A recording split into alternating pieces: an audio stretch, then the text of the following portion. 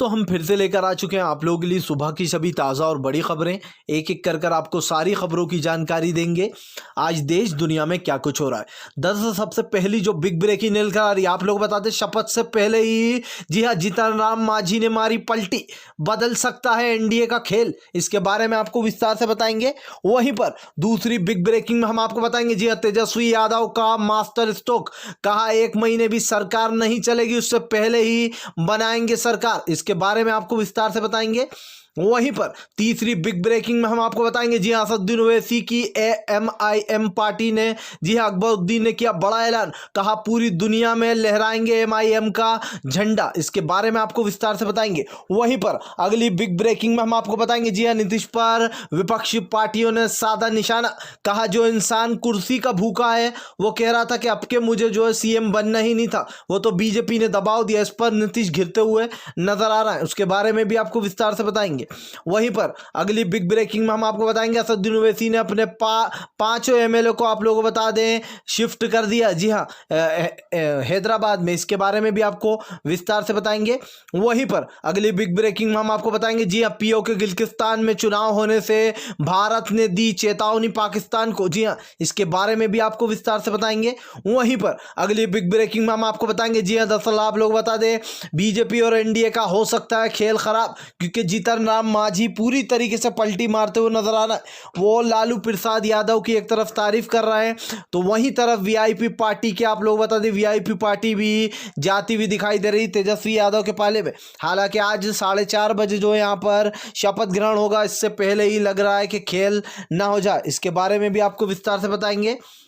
वहीं पर अगली बिग ब्रेकिंग में हम आपको बताएंगे, ममता बनर्जी का मास्टर स्ट्रोक, जी हाँ, बीजेपी की उड़ गई धज्जियां, 2 लाख युवाओं को बांटने जा रही हैं मोटरसाइकिल। इसके बारे में भी आपको विस्तार से बताएंगे। वहीं पर अगली बिग ब्रेकिंग में हम आपको बताएंगे, जी हाँ, मंत्रालय की मलाई खाने के रुख में बीजेपी नीतीश को दिखा रही है ठेंगा। दरअसल आप लोग बता दें, अगर दोस्तों सरकार बन भी जाती है तो 1 महीने के अंदर ये सरकार गिर जाएगी। तेजस्वी यादव ने कर दिया ऐलान कि सरकार तो हम ही बनाएंगे, क्योंकि इनके पास ज़्यादा बहुमत है नहीं। इसके बारे में भी आपको विस्तार से बताएंगे। वहीं पर अगली बिग ब्रेकिंग में हम आपको बताएंगे, जी हाँ, असदुद्दीन अकबरुद्दीन का बड़ा ऐलान, कहा अब बताएंगे 70 सालों से मुसलमानों के वोट पर राज कर रही हैं ये जो सरकारें बीजेपी और कांग्रेस, अब हम बताएंगे पूरी दुनिया में एमआईएम का झंडा लहराएगा, अब मुसलमानों की ताकत दिखाएंगे। जी हाँ, इसके बारे में भी आपको विस्तार से बताएंगे। वहीं पर अगली बिग ब्रेकिंग में हम आपको बताएंगे, जी हाँ, डर के मारे बीजेपी ने दिया है डिप्टी सीएम का पद फिर से एक बार सुशील मोदी को। दरअसल आप लोग बता दें, जानबूझकर सुशील मोदी के बगावती सुर देखकर फिर से एक बार डिप्टी सीएम का पद दे दिया गया है सुशील मोदी को। इसके बारे में भी आपको विस्तार से बताएंगे। खैर, चलिए बढ़ते हैं सबसे पहली और सबसे बड़ी खबर की ओर। दोस्तों दरअसल आप लोग बता, सबसे पहली जो बिग ब्रेकिंग निकल आ रही, तेजस्वी यादव के आगे फीकी पड़ गई एनडीए। जी हाँ, बीजेपी के भी पत्ते हुए गुल। दरअसल आप लोगों को बता दें, जिस तरीके से तेजस्वी यादव की पार्टी जो है वो सबसे बड़ी पार्टी बन चुकी है, ऐसे में इधर उधर करके बीजेपी ने अपना खेल तो दिखा दिया एनडीए और बीजेपी ने, लेकिन नीतीश उसमें बुरी तरीके से फंस गए। जी हाँ, आप लोग बताएं, तेजस्वी यादव ने साफ ऐलान कर दिया, उनका कहना है भले ही अभी ये सरकार बन जाए, हो सकता है, उन्होंने कहा कि ये सरकार बन जाती है, लेकिन इस सरकार की जो नींव है वो काफी ज्यादा कमजोर है, क्योंकि नीतीश के पास केवल 40 विधायक हैं, उनके बाकी 70 सीटें जो है वो बीजेपी की हैं। इस बार बीजेपी पावरफुल में है, यानी कि नीतीश के सामने बीजेपी भारी पड़ रही है। अब बीजेपी ने भले ही जो यहाँ पर पद दे दिया उनका सीएम का नीतीश को, ठीक है, डिप्टी सीएम का दे दिया सुशील मोदी को। सबसे बड़ा सवाल ये उठता है, आप सोचने वाली बात है कि ये कमजोर पार्टी कहां तक चल पाएगी, क्योंकि जो विधायकों की संख्या है, जो जादुई आंकड़ा है, वो है 122। तेजस्वी यादव के पास लगभग 110 या 111 है, ठीक है। अब सबसे बड़ी बात ये आ जाती है कि अगर ये समझ लो अभी इन्होंने सीएम का पद दे दिया है नीतीश को, लेकिन बाद में कुछ दिन बाद में चल के ये जो बीजेपी है ये अपना रुतबा बताएगी, ये नीतीश के ऊपर प्रेशर बनाएगी।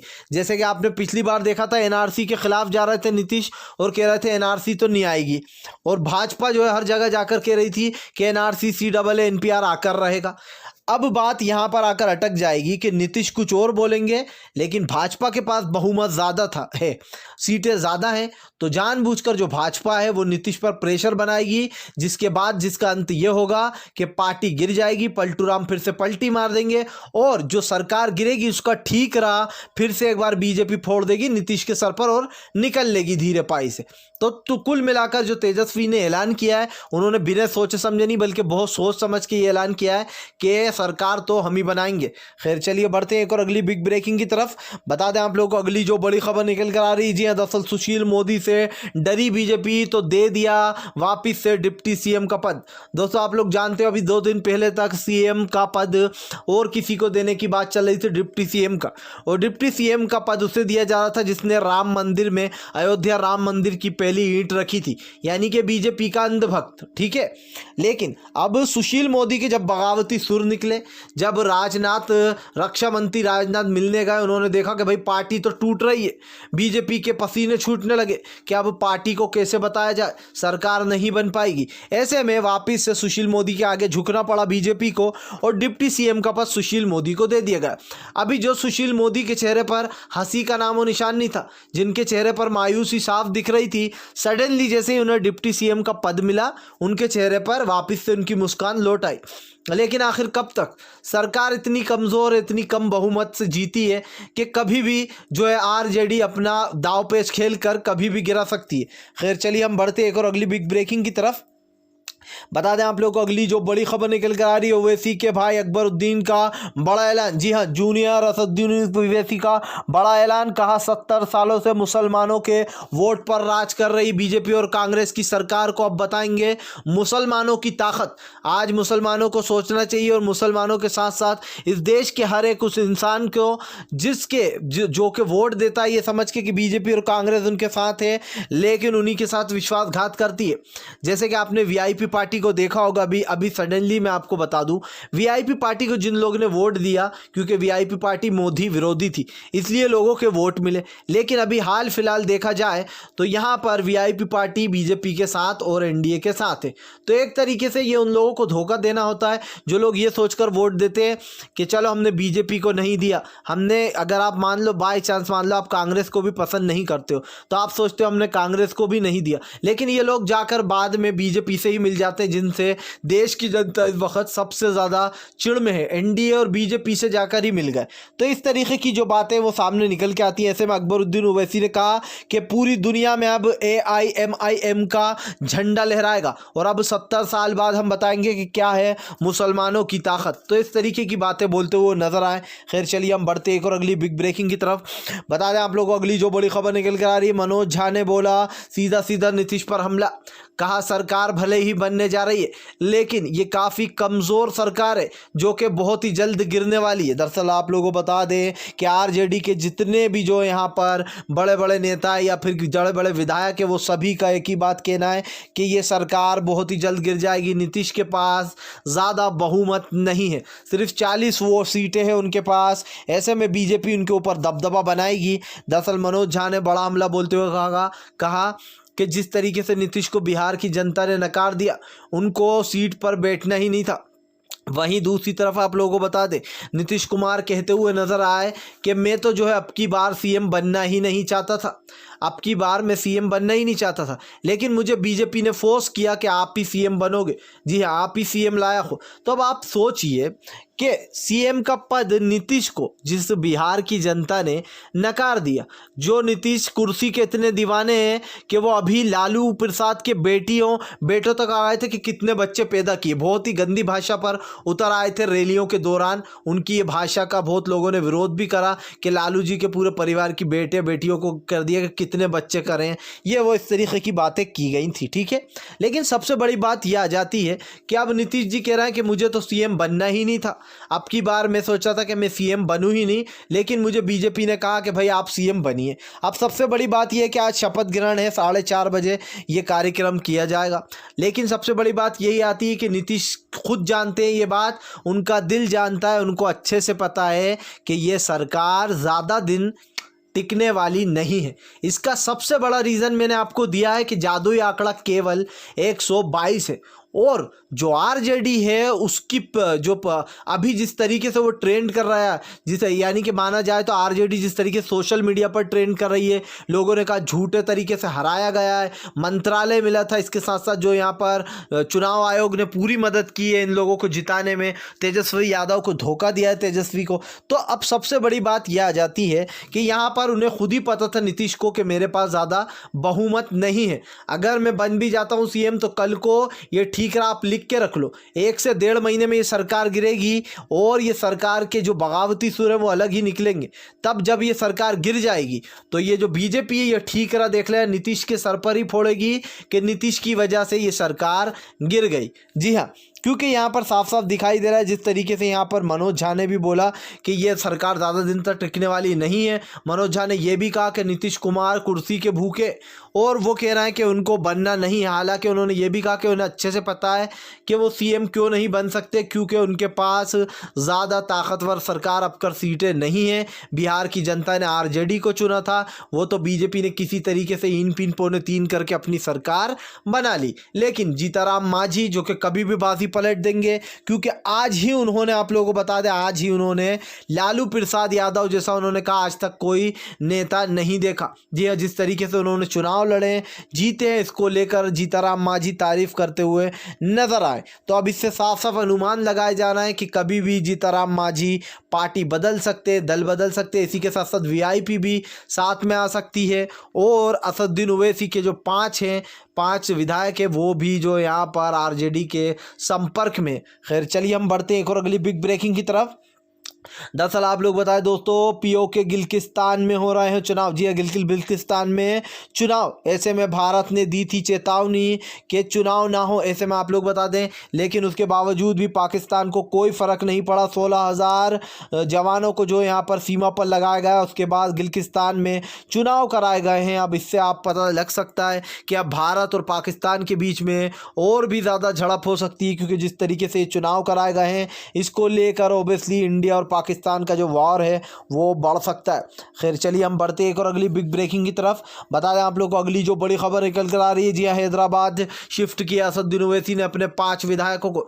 दरअसल आप लोग बता दें, असदुद्दीन ओवैसी को 5 विधायक की टूट का डर है। ऐसे में उनका मानना है कि इन विधायकों को ज़्यादा दिन तक जो यहाँ रखना बेकार होगा, या तो उनको आरजेडी या फिर बीजेपी और एनडीए से कोई तोड़ लेगा। ऐसे में असदुद्दीन ओवैसी ने उन 5 विधायकों को हैदराबाद अभी से ही शिफ्ट कर दिया, यानी कि असदुद्दीन ओवैसी पूरे फुल ऑफ जोश और मूड में नजर आ रहा है। जी हाँ, ये हो सकता है कि आने वाले वक्त में AMIM पार्टी जो है वो पूरे देश में अपना परचम लहरा सकती है, क्योंकि जिस तरीके से सीमांचल की जनता में असदुद्दीन ओवैसी ने 5 सीटें जीती है, ये अपने आप में एक बड़ी बात है। खैर चलिए हम बढ़ते हैं एक और अगली बिग ब्रेकिंग की तरफ। बता दें आप लोगों को अगली जो बड़ी खबर निकल कर आ रही है, पश्चिम बंगाल में ममता दीदी का मास्टर स्ट्रोक। जी हाँ, शाह के उड़ गए होश, मोदी भी पसीना पसीना। दरअसल आप लोग बता दें, चुनाव से पहले ही ममता बनर्जी का बड़ा ऐलान, कहा 2 लाख लोगों को बांटी जाएंगी मोटरसाइकिलें। दरअसल आप लोग बता दें कि 2 लाख लोगों को मोटरसाइकिल बांटने जा रही हैं ममता बनर्जी। जिस मोटरसाइकिलों में बैग लगे होंगे, जिसमें सब्जी सामान आराम से रख पाए वहाँ की जनता, जिनको गाड़ी दी जाएगी युवाओं को। आप लोगों को बता दें, इससे पहले भी ममता बनर्जी ने 10 लाख लोगों के लिए काफ़ी कुछ योजना निकाली थी, जिसको लेकर अमित शाह लगातार बिलबिला रहे हैं और बार बार, जी हाँ, आप लोग बता दें, पश्चिम बंगाल के दौरे कर रहे हैं। ऐसे में अमित शाह दावा ज़रूर ठोक रहा है कि अब की बार हम कोलकाता में झंडा लहराएंगे। भाई बिहार चुनाव में पता चली गया है कि बीजेपी जो है वो किस तरीके से जीती है। जी हाँ, चुनाव आयोग के दम पर जीतना जीत नहीं होती है, EVM के दम पर जीतना जीत नहीं कहलाती है, बल्कि एक बेईमानी के तौर पर इसको लिया जा रहा है। अभी किसी को भी ले लो, अखिलेश यादव ने बड़ा हमला बोला है, जहां पर उन्होंने साफ साफ कहा था कि भारतीय जनता पार्टी ने खरीद फरोख्त की है, जो कि वो हमेशा से करती है। चुनाव आयोग को अपने साथ मिला लिया, इस तरीके के वर्ड यूज़ किए गए हैं। जी और साफ साफ यहाँ पर अखिलेश यादव ने पोल पट्टी सारी खोल डाली है भाजपा की, कि साफ साफ आरजेडी जीतती हुई नजर आ रही थी। पहले चरण में ही पता चल गया था, लेकिन फिर सडनली जानबूझकर आरजेडी को हराने का काम किया चुनाव आयोग ने, और पेश से धन बल छल के बल पर जीती है, लेकिन वो भी काफ़ी कम वोटों से जीती है, जिसकी कोई मान्यता नहीं है। जब सरकार गिरेगी, जब अपने आप इनको पता चल जाएगा एनडीए और बीजेपी को। खैर, हम बता दें आप लोगों को, ममता बनर्जी ने जो यहाँ पर मास्टर स्ट्रोक खोला है, इससे साफ साफ दिखाई दे रहा है कि एक बार फिर से ममता बनर्जी ही बनेंगी पश्चिम बंगाल की सीएम। जी हाँ, ये आप लिख के रख लीजिए, क्योंकि जिस तरीके से ममता बनर्जी का एक तेज दिखाई दे रहा है, पिछले 2-3 सालों से जीतती आ रही ममता बनर्जी इस बार भी अपना परचम लहराने वाली हैं। खैर चलिए, हम बढ़ते एक और अगली बिग ब्रेकिंग की तरफ। बता दें आप लोगों को, अगली जो बड़ी खबर निकल कर आ रही है, आरजेडी लगी जोड़ तोड़ में, कभी भी तोड़ सकती है एनडीए को और बना सकती है अपनी पार्टी। दरअसल आप लोग बता दें, पार्टी के सभी बड़े बड़े कार्यकर्ताओं को आप लोग बताएं तेजस्वी यादव ने लगा दिया है काम पर। जी हाँ, कि कुछ भी करो, जोड़ तोड़ कर जो है यहाँ पर बहुमत हासिल करना है हमें। जी हाँ, कुछ विधायकों को तोड़ कर लाओ। ऐसे में आप लोग बता दें, आरजेडी अपने काम पर लग गई है। और ये कहना गलत नहीं होगा कि बिहार की सियासत में अभी भी गर्म है और कभी भी ये पल्ला भारी पड़ सकता है, कभी भी जो यहाँ पर पासा पलट सकता है। और ऊपर वाला करे कि ये पासा पलट जाए, क्योंकि बिहार की जो जनता है इस वक्त उसको इस पासा पलटने की काफ़ी उम्मीद है और काफ़ी योजनाएं भी हैं, क्योंकि इससे काफ़ी फ़ायदा होगा बिहार की जनता को। खैर, अगर आप भी शांतिपूर्ण ढंग से पीएम की इन सभी गलत नीतियों का दिल से विरोध करते हो, तो इस वीडियो को दिल से लाइक करके हमारे चैनल को सब्सक्राइब करके अपना समर्थन ज़रूर दर्ज कराएं। और अगर आप भी मानते कि तेजस्वी यादव को होना चाहिए बिहार का अगला सीएम, तो इस वीडियो को ज़्यादा से ज़्यादा शेयर कीजिए, ताकि हमारे सभी भाइयों को पता चल पाए। तो हम मिलेंगे आपसे नेक्स्ट वीडियो में, तब तक के लिए वंदे मातरम, जय हिंद।